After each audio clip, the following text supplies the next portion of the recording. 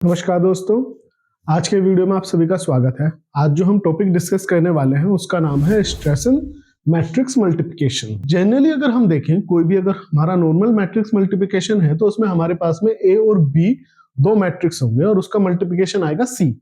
तो ए मैट्रिक्स हमारा क्या होगा, पी इंटू क्यू का जो साइज होगा उसका, और बी मैट्रिक्स होगा क्यू इंटू आर। दोनों का इसका रो इधर का कॉलम हमारा मैच करेगा तभी जाके इसका मल्टीप्लिकेशन पॉसिबल होगा और उसका जो रिजल्टेंट आएगा वो होगा C matrix P into R का।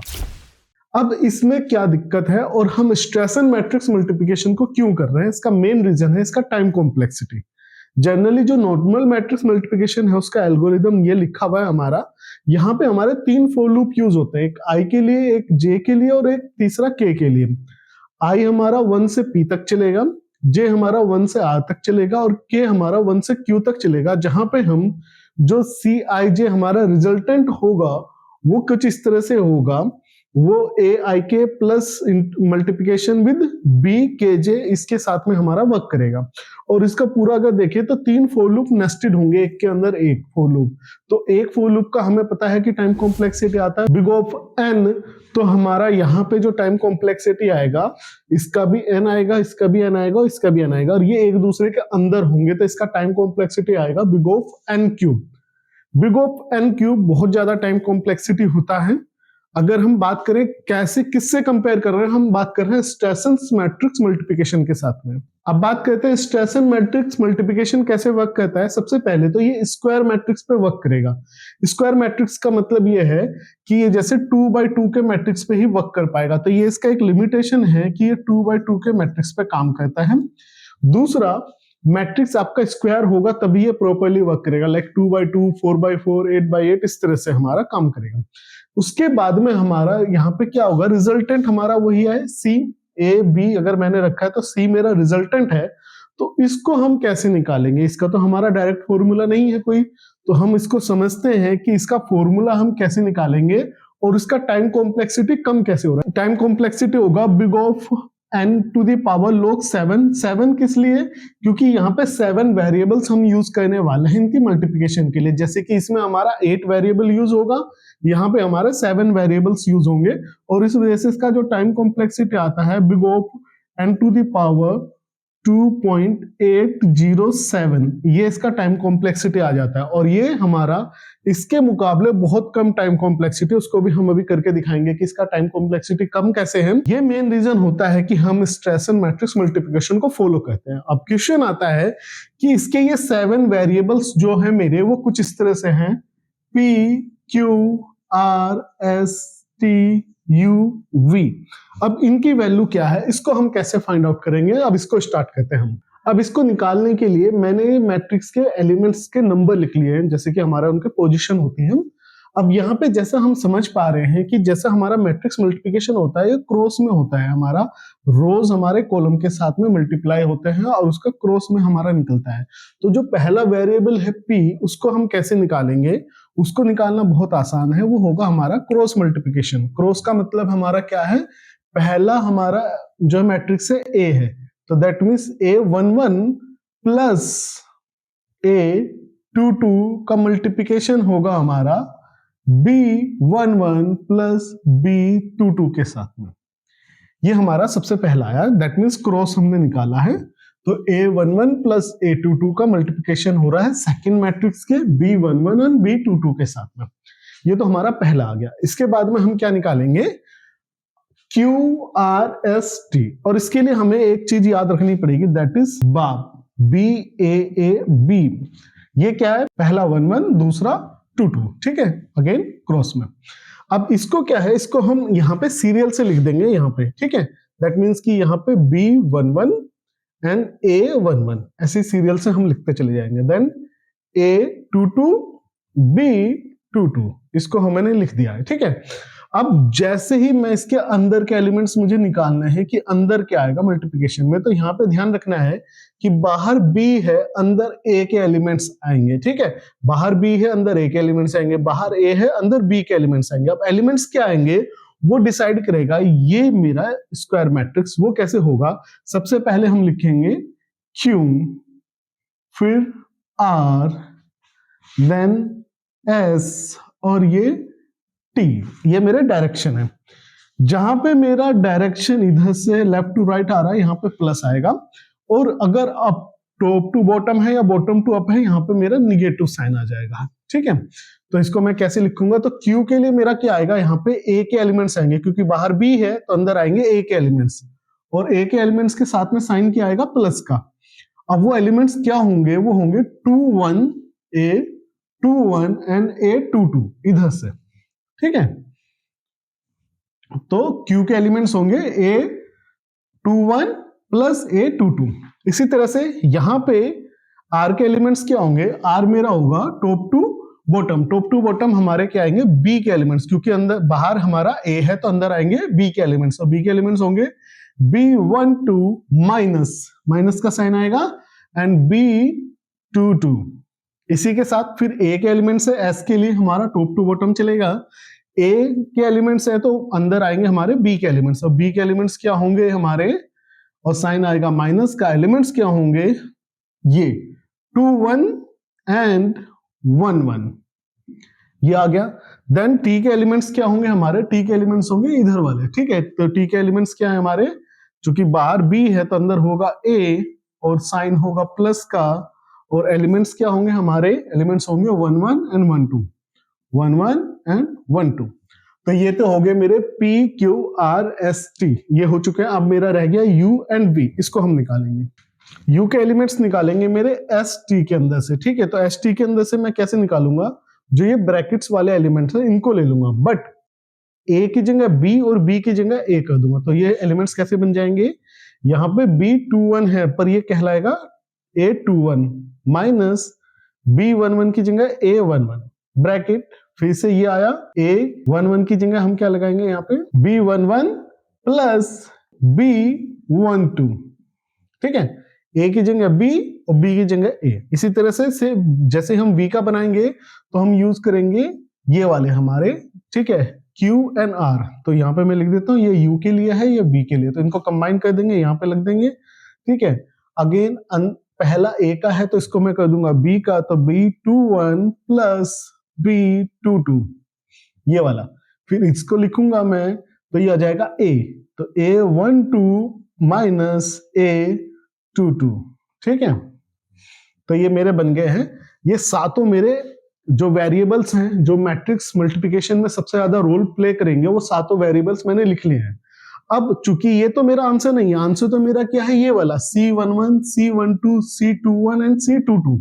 अब इसको कैसे हम फाइंड आउट करेंगे, ये है मेन हमारा इशू। ठीक है, तो इसके लिए हमारा क्या होता है, हमसे हमें निकालने होते हैं C11 की वैल्यू निकालनी है, C12 की वैल्यू, C21 की वैल्यू एंड C22 की वैल्यू हमें निकालनी है। ठीक है, तो इसको हम कैसे निकालेंगे, इसको निकालने का सबसे पहला है तरीका कि आप पहले वाला लिख लीजिए और इसको याद कर लीजिए, P plus S minus T plus V, ये थोड़ा सा आपको याद करना पड़ेगा। देन C12 के लिए हम लिखेंगे रेट, एंड T हमने लिख दिया। अब इसके बाद में C21 के लिए हम क्या करेंगे, इनका एक एक प्रीवियस ले लेंगे। ठीक है, तो S से प्रीवियस, T से प्रीवियस क्या है S, और R का प्रीवियस क्या है Q। ठीक है, तो ये कुछ इस तरह से आएगा, तो Q प्लस S हम इसको लिख लेंगे। इसके बाद में हमारा आएगा C21, तो अब हो जाएगा हमारा P plus R minus Q and plus, यहाँ पे V ले लिया था, अब यहाँ पे हम U ले लेंगे। ठीक है, तो ये इस तरह से बन जाएगा P plus R minus Q plus U। ठीक है, तो ये तो हमारे हो चुके फॉर्मूले। अब इसके बाद में हम इसका एक एग्जांपल ले लेते हैं और उसको सोल्व करके देखते हैं क्या इसका रिजल्ट सही आ रहा है कि नहीं आ रहा है। ठीक है, तो अब एक एग्जांपल समझ लेते हैं। तो एग्जांपल में हमने एक मैट्रिक्स लिया है 1 2 3 4 और दूसरा लिया है 5 6 7 8। ठीक है, तो इसको मैं बता देता हूं कि ये मेरा जो है A मैट्रिक्स है और ये मेरा B मैट्रिक्स है, और मुझे C मैट्रिक्स फाइंड आउट करना है जो कि इनका मल्टीप्लिकेशन होगा। ठीक है, तो इसको हम सोल्व कैसे करेंगे, एग्जांपल बहुत ही आसान है। हम क्या करेंगे, यहाँ पे वैल्यूज पुट करेंगे P Q R S T U V। ठीक है, उसके बाद C11 C12 C21 and C22 की वैल्यू फाइंड आउट करेंगे इन वेरिएबल्स की हेल्प से। तो आइए स्टार्ट करते हैं। सबसे पहले तो हमारा P का वैल्यू जो मैं निकालना चाहूंगा, तो P निकालता हूं मैं। तो P कैसे निकालूंगा, यहाँ पे वैल्यूज पुट कर देता हूं। तो A11 क्या है, A11 है मेरा 1 प्लस A22 है मेरा 4, ठीक है, इसको ध्यान रखेंगे। इसका मैं एक बना देता हूं आपको, 1 1 1 2 2 1 2 2, ठीक है, ये सी के अकॉर्डिंग चलेगा, तो ध्यान रखेंगे हम ए का और बी का कैसे चल रहा है, ठीक है।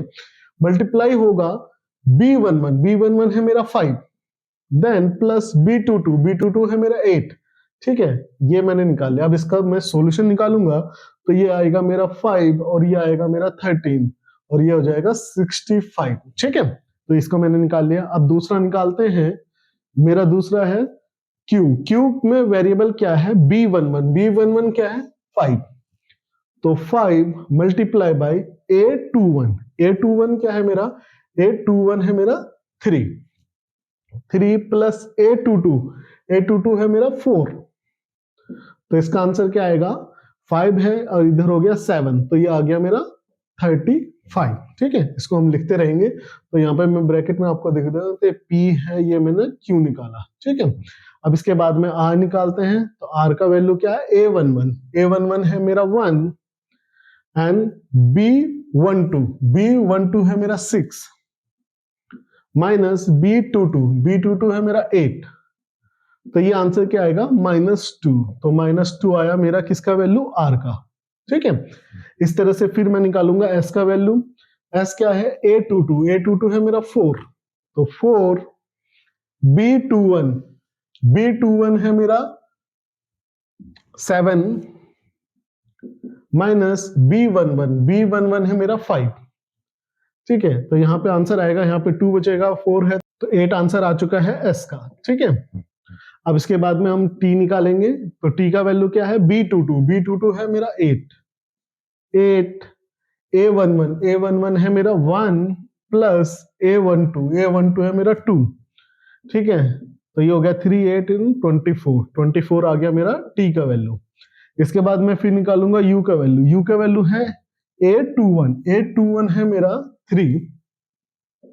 3 माइनस A11 ये है 1 और B11 है मेरा यहाँ पे 5 प्लस B12 है मेरा 6, तो ये आ गया -2 एंड 5 एंड 6 11, तो 22 आ गया मेरा U का वैल्यू। देन इसके बाद में V21 इज